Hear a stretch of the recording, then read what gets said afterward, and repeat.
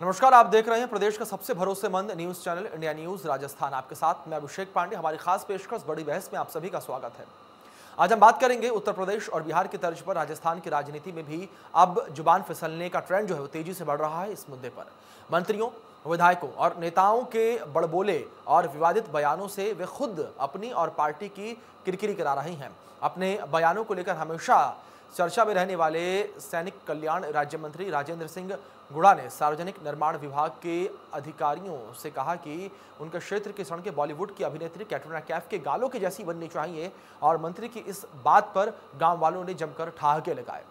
साथ ही आपको यह भी बता दें कि गुड़ा का यह बयान सोशल मीडिया पर खूब वायरल हो रहा है। वहीं आबकारी विभाग संभालते हुए मंत्री प्रसादी लाल मीणा ने शराबबंदी पर कहा कि राजस्थान में कभी शराब बैन नहीं होगी। उन्होंने आगे कहा कि बिहार का उदाहरण देते हुए कि जहरीली शराब पीकर मरने से अच्छा है कि लोग सरकारी सिस्टम की शराब खरीद कर पिएं, जबकि नियमों के मुताबिक इस तरह से शराब पीने को प्रमोट नहीं किया जा सकता है। वहीं पीसीसी चीफ गोविंद सिंह डोटासरा नाथी के बाड़े वाले अपने बयान पर घिरते नजर आए थे। वहीं मंत्री शांति धारीवाल अपने एक संबोधन में उन्होंने ब्राह्मण बनियों की तुलना वाले अपने बयान पर फंसते हुए नजर आए। और नवलगढ़ से विधायक और मुख्यमंत्री के सलाहकार राजकुमार शर्मा ने अपने एक बयान में कहा कि पीएम ने नाचने वाली कंगना समेत 15 सलाहकार रखे हैं। वहीं इससे पहले बीजेपी नेता गुलाबचंद कटारिया ने कहा था कि यदि बीजेपी ना होती तो भगवान राम समुद्र में ही होते। वहीं वीर सावरकर पर दिए गए अपने बयान से भी कटारिया कांग्रेस के निशाने पर थे। आज की हमारी बड़ी बहस इसी मुद्दे पर केंद्रित है और चर्चा में हमारे साथ जयपुर स्टूडियो से कुछ खास मेहमान भी जुड़ेंगे और इस विषय पर चर्चा करेंगे कि क्या इस तरीके से ही राजनीति होगी, क्या राजनीति का स्तर इस तरीके से गिर चुका है। इस मुद्दे पर चर्चा करेंगे। तो जिस तरीके से यहाँ पर मंत्रियों की जबान फिसलती जा रही है, जिस तरीके से जनप्रतिनिधियों की जबान फिसलती चली जा रही है, इस मुद्दे पर चर्चा करेंगे कि क्या राजनीति का स्तर इस कदर गिर गया है कि अब जनप्रतिनिधियों को जो है इस ऐसी भाषाओं का प्रयोग करना पड़ रहा है।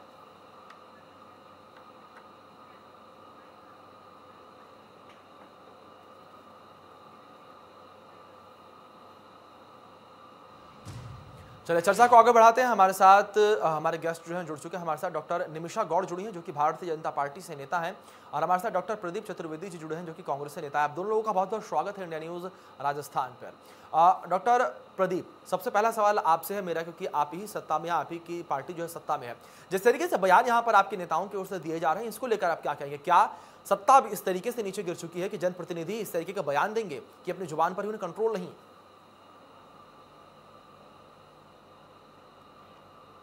ये विषय जो आपने चुना है अभिषेक जी, ये बेहद चिंता का विषय है। लेकिन जैसा कि हम पिछले 10 साल की राजनीति में देख रहे हैं कि भाषा का जो स्तर है वो राष्ट्रीय स्तर पर भी बहुत क्षीण हुआ है।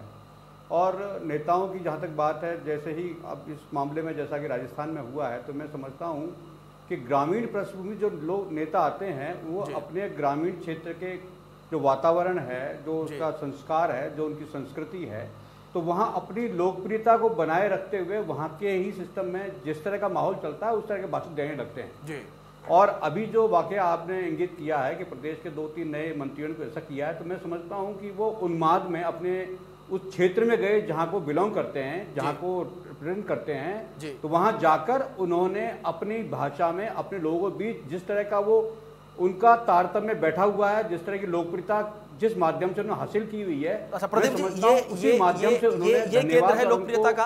प्रदीप, एक छोटा सवाल यहीं पे और ऐड कर देता हूं मैं कि क्या यही केंद्र है लोकप्रियता का? ऐसे ही लोकप्रियता हासिल की है जनप्रतिनिधि ने जी। आप देख लीजिए चुनाव में जो कुछ हो रहा है, जो लोग लोकप्रिय होते हैं, चाहे वो कलाकार हों, चाहे वो सांस्कृतिक गतिविधियां करते हों, चाहे वो कवि हों, चाहे वो लेखक हों, चाहे वो जिस तरह के कलाकार हों, उनकी लोकप्रियता के मापदंड वहां के क्षेत्र के अनुसार होते हैं।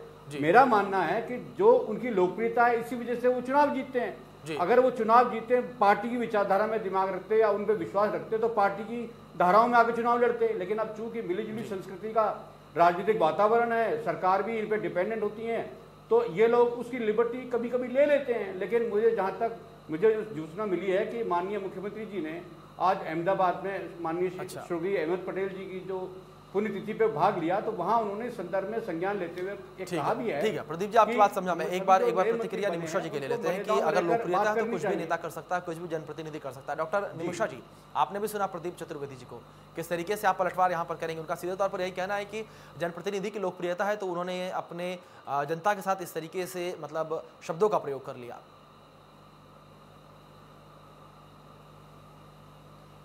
अभिषेक जी देखिए, कांग्रेस की तो संस्कृति का इतिहास ऐसे वक्तव्यों से भरा हुआ है, चाहे वो जेसी कालार हत्याकांड हो, नैना सानी हत्याकांड हो या राजस्थान की भवरी देवी का हत्याकांड हो। तो ऐसी कांग्रेस की संस्कृति में आज यहाँ पर भी प्रदीप जी कह रहे हैं कि गांव की संस्कृति के कारण अफसोस होता है। प्रदीप जी, राजस्थान में गांव की संस्कृति को ऐसे आप इन शब्दों से घेर करके मत उसको संस्कृत करिए।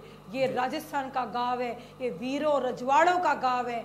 यहाँ पर आप एक अभिनेत्री के गालों की तुलना अच्छी कहते हुए भी शर्म आती है कि आप यहाँ पर राजस्थान के मुख्यमंत्री जी ने सिर्फ ये कह के तीसरी कर ली। मैं तो ये कहूंगी प्रदीप, अभिषेक जी, कि ये पूरी मंत्रिमंडल को जो नया विस्तार हुआ बहुत मीडिया में चला, मीडिया के माध्यम से मुझे मालूम पड़ा कि प्रियंका गांधी जी का इसमें बड़ा रोल रहा है और प्रियंका गांधी जी से पूरा डिस्कशन करके मंत्रिमंडल गठन हुआ। ऐसे मंत्री आए हैं, मैं प्रियंका गांधी जी से पूछती हूँ कि क्या आपके चयन में कैसी त्रुटि है, ये कैसी योग्यता है, संज्ञान कब लेंगी आप? क्योंकि राजस्थान की आधी आबादी को इस तरह से आपने तिरस्कृत किया है। ये भाषा शैली कहीं पर भी स्वीकार्य नहीं है। क्षमा मांगने की जगह इसे गांव की संस्कृति का नाम दिया जा रहा है, इसे मंत्री पद के उन्माद का नाम दिया जा रहा है। यह है कांग्रेस की संस्कृति। कहने की कोई अतिशयोक्ति नहीं होगी कि यही है कांग्रेस जो यहाँ पर भी कह रही है कि हमने उन्माद में कह दिया। क्षमा मांगनी चाहिए प्रदीप जी।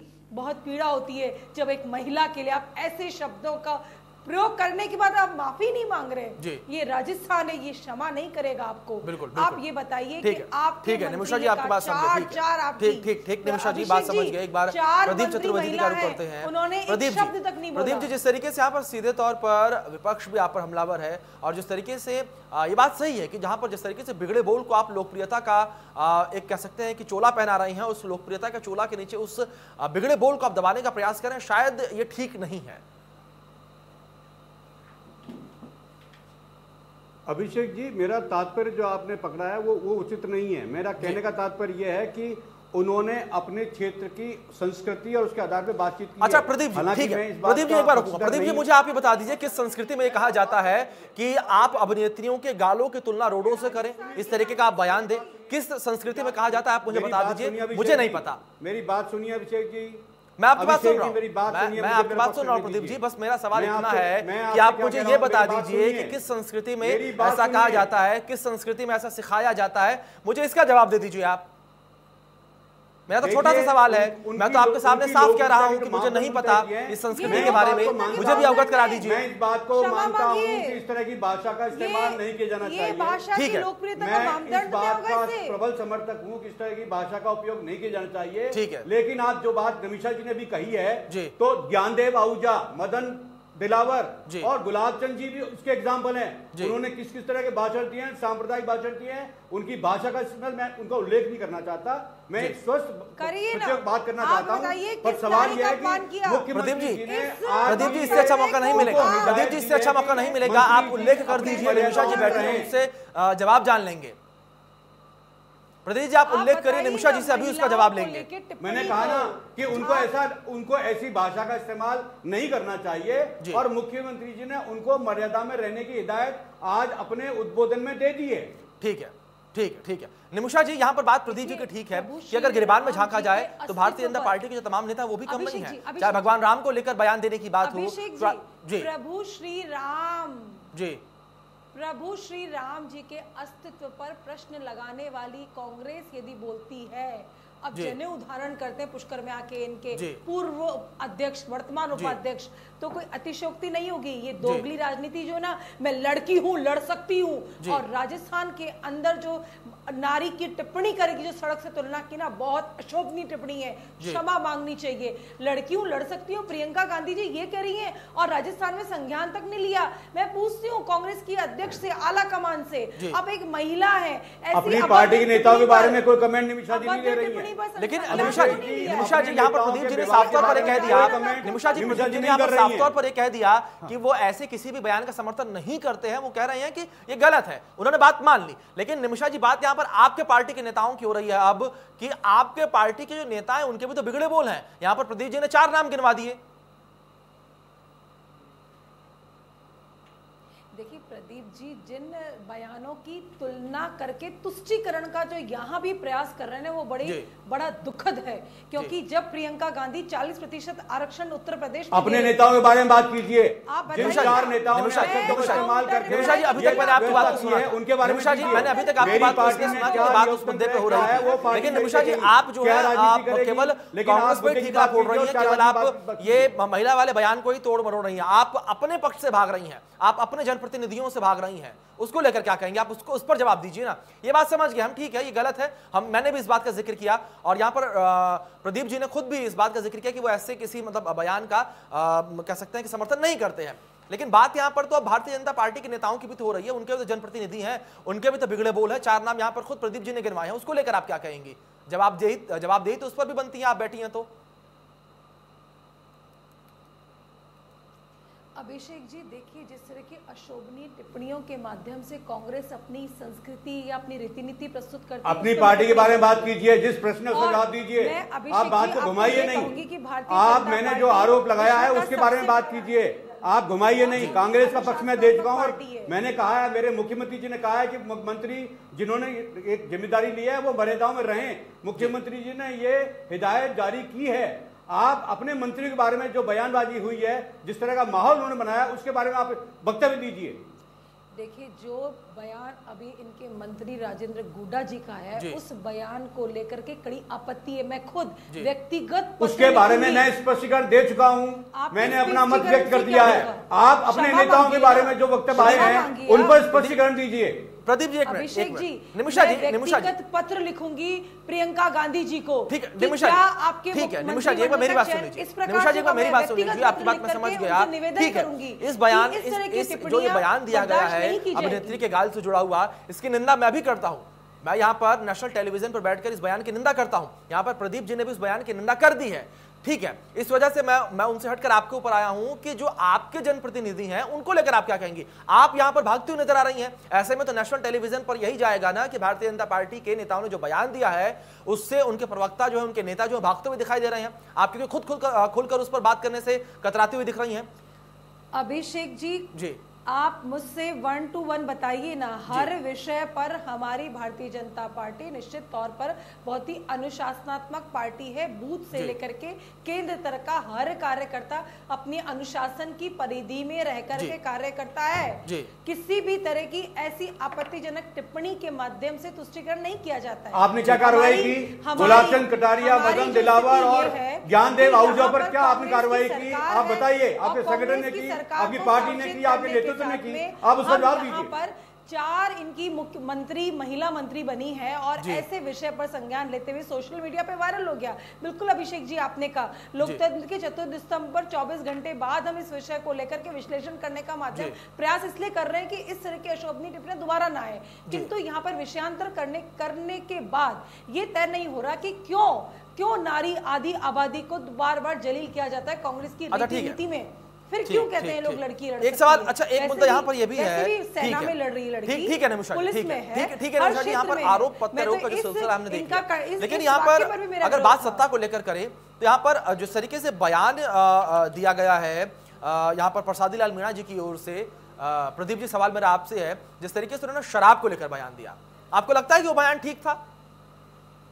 जहां एक और साफ तौर पर यह कहा जाता है कि शराब को कभी प्रमोट नहीं किया जा सकता है सरकारी आंकड़ों के हिसाब से, यहां पर सीधे तौर पर उन्होंने यह कह दिया कि सरकारी शराब पीजिए आप। और वहां एक दूसरी ओर आप ही की सरकार कहती है, आप ही के मुख्यमंत्री कहते हैं कि हम लोगों को जागरूक करेंगे कि शराब ना पिए। लेकिन आपके आबकारी विभाग के मंत्री प्रसादी लाल मीणा यह कहते हुए दिखाई देते हैं भरे समाज में, आम जनता के बीच, कि आप सरकारी शराब पीजिए।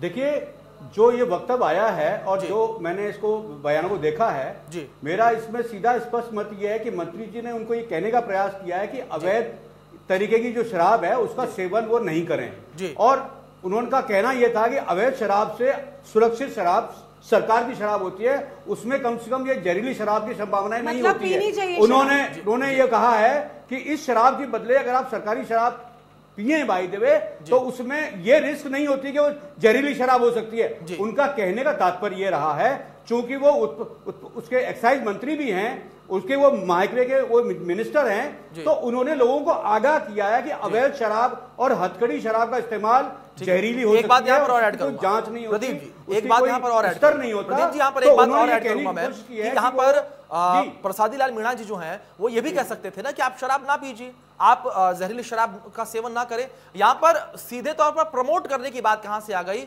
जो है सरकारी शराब को, क्योंकि सीधे तौर पर प्रमोट करते हुए देखे सरकारी शराब को। और बात यहाँ पर बिहार में शराबबंदी को लेकर हो रही थी कि बिहार में जिस तरीके से शराबबंदी की गई है और प्रशासनिक अमला शराबबंदी में फेल दिखाई देता है, वहां पर लोग हथकड़ शराब पीते हैं और जो एक अच्छी शराब होती है उसका सेवन करते हैं, लोग मरते हैं, उससे कंपेयर कीजिए। अभिषेक जी, शराब दो स्तर की है। एक वो शराब जो आईएसएस में नहीं होती है, जिसके मापदंड नहीं होते हैं, वो बाजार में होती है, उससे मौतें होती हैं। बिहार में, उत्तर प्रदेश में, राजस्थान में ये मौतें होती हैं, हर साल बड़ी संख्या में होती है। तो उनका तात्पर्य ये था कि जो एक्साइज में जो शराब आती है, सरकार के कोटे में शराब आती है, उसमें जहरीली शराब होने की जो पॉसिबिलिटीज है वो नगण्य है। तो अगर जो आदि लोग हैं तो उनका कहना सिर्फ इतना था कि वो अवैध शराब की बजाय अगर जो सरकार के स्तर पर जो शराब दी जाती है बाजार में, अगर उसका इस्तेमाल करें तो ये जहरीली शराब की जो रिस्क है वो खत्म हो जाएगी। उनका तात्पर्य ये कहने का है, ये तात्पर्य कहने का नहीं है कि शराब पिए, वो उन्हीं लोगों कह रहे हैं जो लोग इसका सेवन करते हैं और उनको आगाह कर रहे हैं कि वो जहरीली शराब से बचें और अगर मान लीजिए उनकी मजबूरी है तो सरकार के द्वारा उपलब्ध कराई गई एक्साइज मदिरा का ही सेवन करें। ये उन्हीं लोगों के लिए जो मदिरापान करते हैं। अपील नहीं है जी, ये अपील नहीं है। बात तो ये भी कह दी यहाँ पर कि जो पूर्ण शराबबंदी है उसके खिलाफ है, वो शराबबंदी के पक्ष में नहीं है। वो एक और आप लोग कहते हैं कि आप विपक्ष से सक्षम हैं, आप सरकार चलाने में सक्षम हैं और आप जो भी फैसले लेते हैं उनको पूर्णतः करने में सक्षम हैं। लेकिन यहाँ पर जिस तरीके से आप भाग रहे हैं, साफ तौर पर लगता है कि आप सक्षम नहीं है शराबबंदी कर पाने में, क्योंकि आपको भी ये कहीं ना कहीं लगता है कि अगर शराबबंदी की जाएगी तो प्रदेश में जो अवैध शराब का कारोबार है, जो कच्ची शराब का कारोबार है, वो बढ़ जाएगा। लोग जहरीली शराब पिएंगे। मेरी बात सुनिए जी, किसी व्यक्ति विशेष की पसंद से सरकार नहीं चलती है। उनको जो जिम्मेदारी दी गई है वो जिम्मेदारी से बंधे हुए हैं। उनका व्यक्तिगत मत हो सकता है कि शराब नहीं पीनी चाहिए, लेकिन जहां तक सरकार की जिम्मेदारी की बात है, उनको उस ट्रेड के माध्यम से जो सरकार के जो मिशन दिया गया है उसका पूरा करने की जिम्मेदारी है। उनका उन लोगों से आग्रह करना है जो जहरीली शराब पीते हैं, रिस्क लेते हैं, जीवन को खत्म करने के बारे में गंभीरता से विचार नहीं करते, उनको उन्होंने आगाह किया है कि कम से कम वो ऐसा साधन अपनाएं जिससे उनकी मौत का ये सिलसिला खत्म हो जाए, उसकी संभावनाएं खत्म हो जाएं। उनका तात्पर्य सुरक्षा को लेकर है, उनका तात्पर्य शराब पीने के आह्वान को नहीं है जी। अच्छा ठीक है, डॉक्टर निमिषा जी आपका रुख कर लेते हैं। जिस तरीके से यहाँ पर बिहार का भी जिक्र किया गया था कि बिहार में जिस तरीके से जहरीली शराब जो है वो धड़ल्ले से बिकती है, भले ही वो पर्दा हो, लेकिन पर्दा उस पर्दे के आर पार इतना जरूर दिख जाता है कि जहरीली शराब जो धड़ल्ले से बिकती है, वहां पर आप ही की सरकार, एक तरीके से कह सकते हैं आप ही के समर्थन से सरकार है वहां पर, लेकिन आप लोग वहां पर पूर्ण शराबबंदी में कामयाब नहीं हो पाए हैं।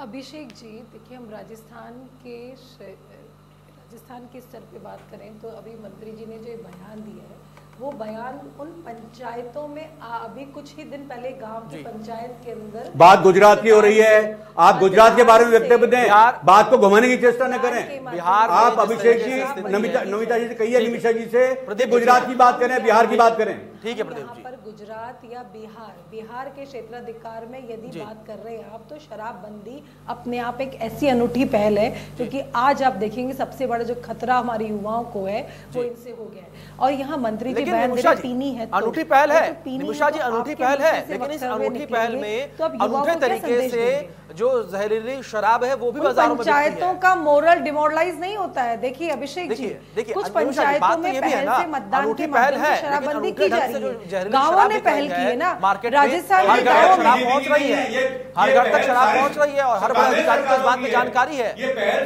कांग्रेस सरकारों की है, तो कर दीजिए शराबबंदी राजस्थान में भी। बोली ना आप कांग्रेस सरकार ने की है तो करिए अब शराबबंदी। यहाँ पर बस अपना तुष्टीकरण करना, अपनी बातों को दबाव देके मनवाना कि हम तो गलत नहीं है। जनता है ये, गांव में मतदान हो रहे हैं प्रदीप जी, मतदान के माध्यम से स्वतः गांव में शराबबंदी हो रही है और आप यहाँ कह रहे हैं सरकारी शराब पीजिए। कैसे बयानों के बावजूद भी आप प्रदीप जी, आप यहाँ पर भी संवेदनशील नहीं हो रहे हैं। अभिषेक जी, शराब से आज का युवा सबसे बड़ी समस्या है समाज की। प्रदेश में इसकी जिम्मेदारी सरकार के मंत्री की है, वो उसको काम करने के लिए वो जिम्मेदार है। बिहार चले गए, गुजरात चले गए, लेकिन राजस्थान की सुध नहीं लेंगे आप इसीलिए तो 2-3 राज्यों में सिमट गए। आपकी सरकार हमने तो कर रखी है, हमने तो बिहार गुजरात में कर रखी है ना। अभिषेक जी, इसी आधार पर ही चुनाव जीते थे। आज सरकार है ना, आप बताइए ना, आप कर लीजिए शराबबंदी। असर जमीनी स्तर पर कितना है आपको भी पता है, मुझे भी पता है और बिहार में मौजूद हर अधिकारी को भी पता है। अभिषेक जी देखिए, समय की कमी है निमिषा जी, प्रारंभ तो किया डेयरिंग होकर के, समय की कमी है। हमारे पास तो ये है कि आज मुख्यमंत्री के सलाहकार वो है। हमारे साथ जुड़े, अपना कीमती समय इंडिया न्यूज राजस्थान को आपने दिया, बहुत बहुत शुक्रिया आप दोनों का हमारे साथ जुड़ने के लिए। फिलहाल इस चर्चा में विराम लगाएंगे। आप तमाम बड़ी अपडेट्स के लिए बने रहिए इंडिया न्यूज के साथ। धन्यवाद।